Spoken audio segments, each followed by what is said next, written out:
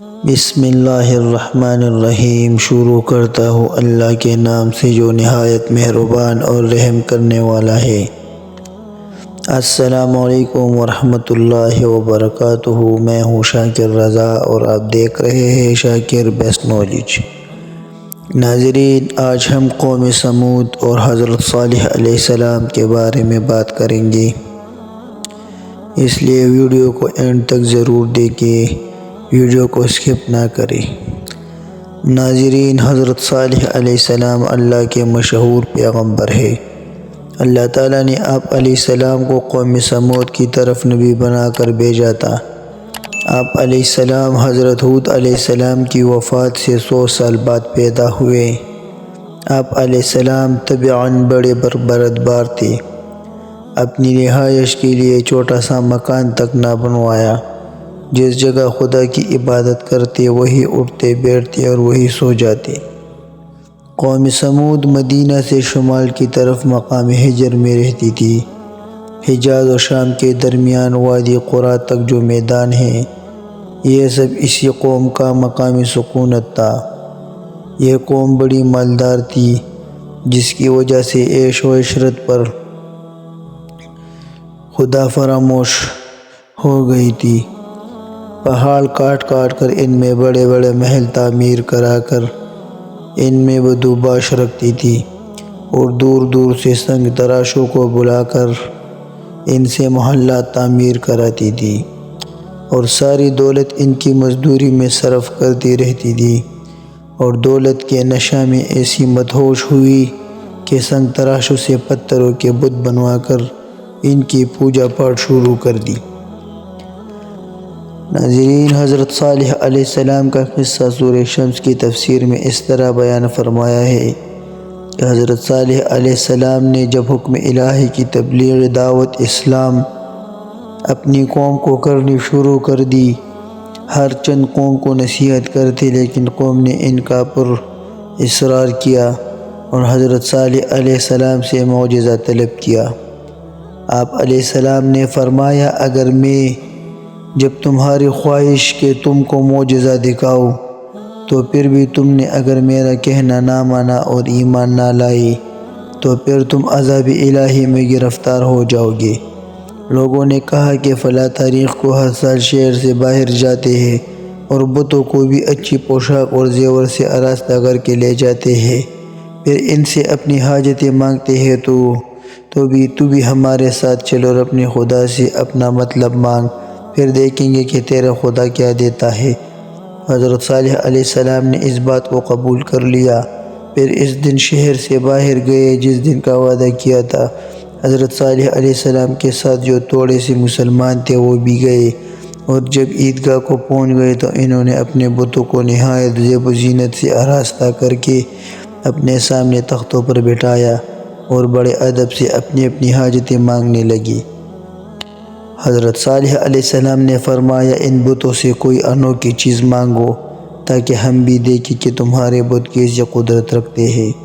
وہ لوگ بڑی عاجزی سے مانگتے رہے لیکن کچھ بھی نہ ہوا۔ آخر وہ عاجز ہو کر بیٹھ گئے۔ پھر حضرت صالح علیہ السلام نے فرمایا، اب تم جو کچھ کہو، میں اپنے مالک الملک اور قادر علی اطلاق کے سامنے ہاتھ پھیلا کر مانگتا ہوں۔ اس کی قدرت کو بھی دیکھو، وہ اپنے خاص بندوں پر کتنا مہربان ہے۔ پھر جندع بن عمر جو ان کا بڑا سردار تھا، سب نے اسی کو کہا کہ تمہیں جو چیز طلب کرنا چاہتے ہو طلب کرو، جو یہ نہ لا سکے اور عاجز ہو جائے۔ تب جندوں نے حضرت صالح علیہ السلام سے کہا کہ یہ پہاڑ جو عیدگاہ کے سامنے ہے، اس سے ایک اونٹنی ہمارے واسطے نکال، اس کی پیشانی سیاہ ہو اور باقی سارا بدن سفید اور بال بڑے اور نرم ہوں، اور 10 ماہ کی حاملہ بھی، پھر وہ ہمارے سامنے بچہ جنے اور وہ بچہ بھی اس کی مانند ہو شکل اور رنگ میں۔ حضرت صالح علیہ السلام نے دوبارہ اسلام کے بارے میں ان سے وعدہ لیا۔ سب نے اقرار کیا کہ ہم ضرور ایمان لائیں گے۔ حضرت صالح علیہ السلام کو پتھر کے پاس لے گئے اور 2 رکعت نماز ادا کی، پھر خدا کی بارگاہ میں دعا کرنی شروع کی اور مسلمانوں کو کہا، تم میرے پیچھے کھڑے رہو اور میری دعا پر آمین کہو۔ قوم سمود کے سردار اور تمام لوگ ارد گرد کھڑے ہو کر یہ منظر دیکھتے رہے تھے کہ کیا ہوگا۔ خدا کی قدرت! اچانک اس پہاڑ سے چلانے کی آواز آئی، جس طرح بچہ جننے کے وقت جانور آواز نکالتے ہیں اور فریاد کرتے ہیں۔ قدرت خدا سے وہ پہاڑ پھٹا تو ویسی ہی اونٹنی نکل آئی جیسے انہوں نے طلب کی تھی، اور جیسے کہ فرمان رب تعالی ہے، قد جاءتکم بینۃ من ربکم ھذہ ناقۃ اللہ لکم آیۃ فذروها تأکل فی ارض اللہ ولا تمسوها بسوء فیأخذکم عذاب علیم۔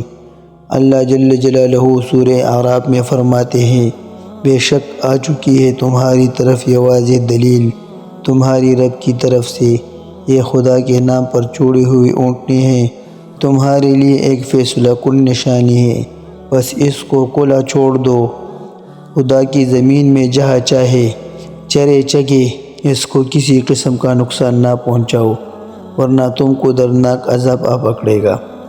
اس ماجرے کو دیکھ کر سب لوگ ایک ہی آواز میں کہنے لگے کہ حضرت صالح علیہ السلام کا معبود بڑی قدرت رکھتا ہے، اس پر ایمان لانا چاہیے۔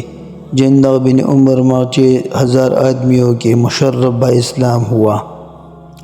حضرت صالح علیہ السلام کے قدموں پر گرا اور گزشتہ تقصیروں سے نادم ہوا اور معافی چاہی، لیکن دوسرے اپنے نفس اور کفر کی شامت سے انکار پر قائم رہے اور اپنے فرما برداروں کو بھی سمجھانا شروع کیا۔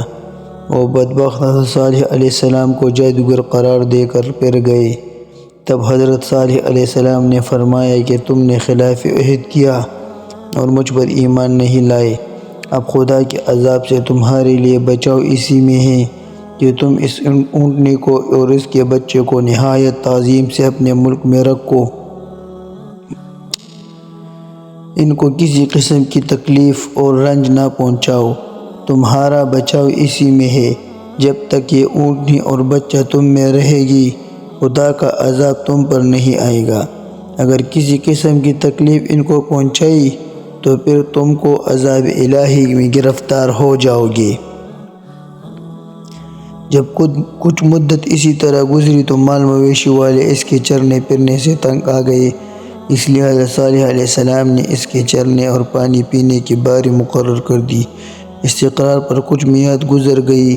ایک دن اونٹنی پانی پیتی اور چرتی جگتی اور دوسرے دن اس کو حضرت صالح علیہ السلام باندھ دیتے، لیکن شہر والے لوگ جو جانوروں کا شوق رکھتے تھے ان پر یہ بات مشکل گزرتی۔ دل میں یہ خیال تھا کہ کسی ہیلا سے یہ اونٹنی یہاں سے دور ہو جائے تاکہ ہمارے جانور بفراغت چرے چگے، لیکن عہد کو توڑنے اور قول و قرار کے خلاف ہونے سے ڈرتے بھی تھے۔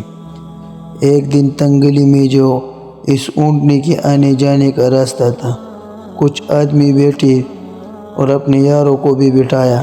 جس وقت وہ اونٹنی چراگاہ سے واپس لوٹی، اس نے سب سے پہلے اس اونٹنی کے پیشانی پر تیر مارا، پھر دوسرے ساتھی آدمی تلوار کھینچ کر غر مچاتے ہوئے اونٹنی تک پہنچے۔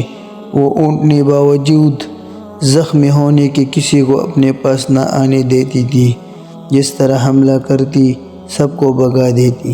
آخر قدر الملعون نے اس کے پیچھے سے پہنچ کر تلوار اس کی گونچوں میں ماری، پھر وہ اونٹنی زمین پر گر پڑی اور تلواروں سے اس کو ٹکڑے ٹکڑے کر دیا۔ اس بات کو سن کر سب شہر والے خوش ہو گئے اور اس کا گوشت سب شہر والے تقسیم کر کے اپنے اپنے گھروں کو لے گئے۔ پیچھے سے جب اس اونٹنی کا بچہ آیا تو وہ اپنی ماں کی حالت دیکھ کر بھاگا اور اسی پہاڑ پر چڑھا جہاں سے اونٹنی پیدا ہوئی تھی۔ یہ خبر حضرت صالح علیہ السلام کو پہنچی تو افسوس کرتے ہوئے باہر نکلے اور شہر والوں کو فرمایا کہ تم نے خدا کے عذاب کو اپنے اوپر لازم کروا دیا ہے، اب بھی بچاؤ کی ایک صورت ہے کہ میرے ساتھ چلو اور اونٹنی کے بچے کو اپنے شہر میں واپس لاؤ اور اس کو خوش رکھو تاکہ تم کو پروردگار عالم عذاب سے بچائے۔ اور دوسرے کافروں نے اس بات کو نہ مانا اور اس کی حقیقت کو بھی نہ جانا۔ پھر حضرت صالح علیہ السلام ماں اور مسلمانوں کے یعنی مسلمانوں کے ساتھ اونٹنے کے بچے کو لانے کے لیے پہاڑ پر گئے۔ جب اونٹنے کے بچے نے حضرت صالح علیہ السلام کو دیکھا تو 3 دفعہ آواز نکالی تو وہ پھر پتھر پٹ گیا جس سے اونٹنی نکلی تھی، تو وہ بچہ اس پتھر کے اندر گھس گیا۔ پھر حضرت صالح علیہ السلام افسوس کرتے ہوئے واپس آئے، لوگوں سے کہا کہ تم نے اپنے لیے خرابی اپنے ہاتھوں سے پیدا کی ہے۔ اس اونٹنے کے بچے کے 3 آواز نکالنے کی یہ تعبیر ہے کہ تم کو 3 دن کی مہلت سے خدا کے عذاب سے پہلے دن تمہارے منہ زرد ہو جائے گی، اور دوسرے دن سرخ ہو جائیں گے، اور تیسرے دن سیاہ ہو جائیں گے۔ بدھ کے دن اونٹنے کو قتل کیا گیا تھا، اور جمعرات کو صبح لوگ بیدار ہوئے تو سب کافروں کے منہ زرد تھے۔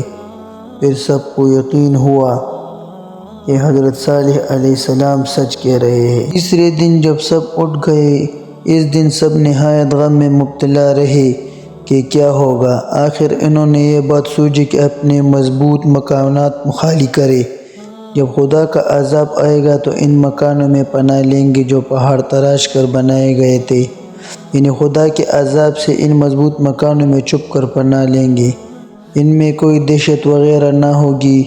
حاصل کلام یہ ہے کہ اسی دن صبح کو حضرت جبرائیل علیہ السلام حکم الہی پروردگار آسمان اور زمین کے درمیان ایک دہشتناک صورت میں ظاہر ہوئے، اور ایک ایسی سخت چیخ ماری کہ اس کے سبب پہاڑ جنبش میں آئی اور تن ہوا آندھی کے طور پر چلنا شروع ہو گئی۔ سب شہر والے دہشت کھا کر ان سنگین مکانوں میں گھس گئے۔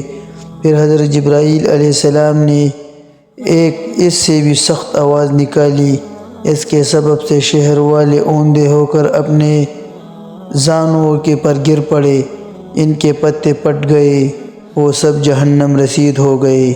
حضرت صالح علیہ السلام نے جب یہ خبر سنی تو مسلمانوں سے فرمایا کہ یہ شہر غضب الہی کے نازل ہونے کی جگہ ہے، یہاں رہنا مناسب نہیں ہے، اب مکہ مکرمہ حرم شریف کا احرام باندھو اور وہاں چل کر رہیں گے۔ چنانچہ سب نے حضرت صالح علیہ السلام کے فرمان کے مطابق عمل کیا اور مکہ مکرمہ چلے گئے اور نجات دارین حاصل کی۔ حضرت صالح علیہ السلام کے ساتھ مسلمان نجات پانے والے 120 تھے اور ہلاک ہونے والے کافر 1500 تھے۔ آپ علیہ السلام کی قبر مبارک کعبہ کی غربی جانب حرم شریف میں ہے۔